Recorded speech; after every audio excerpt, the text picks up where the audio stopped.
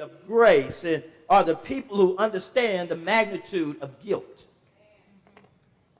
The only folk, church, who can shout about the majesty of God's grace are people who understand the magnitude of their guilt. You have to understand you're guilty.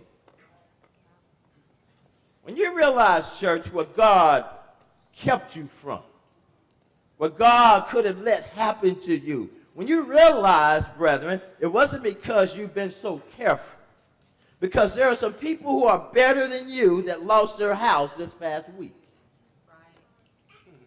There are some people who had nothing to do with anything, brethren, that were wrong, that was killed in the floods and the wildfires in other states a few weeks ago.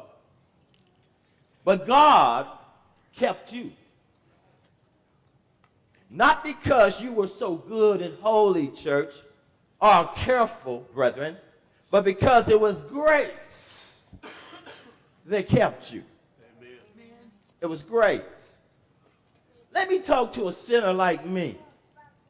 Brethren, let me talk to a crook like me, brother, who knows that the Lord hadn't covered me.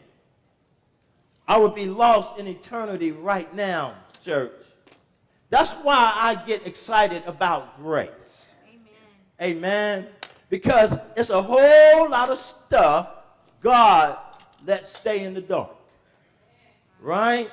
God would not let me be found out, brethren. He looked beyond my faults and saw my needs. And I shout over grace. It doesn't move us, brethren, like it used to move us. Right?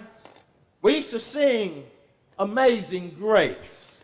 How sweet the sound that saved a wretch like me. I once was lost, but now I'm found. Was blind, but now I see. It doesn't move us, church, like it ought to move us, but some of us really know it was through many dangers and toils and snares that we've already come. Amen. Amen.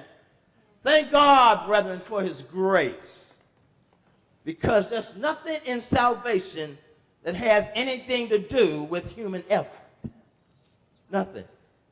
The minute, brethren, salvation is tainted by human works, is no longer salvation.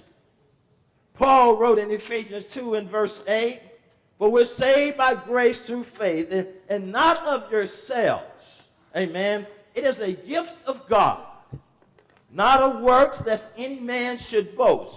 You miss Jesus, church, when you have the wrong idea about salvation.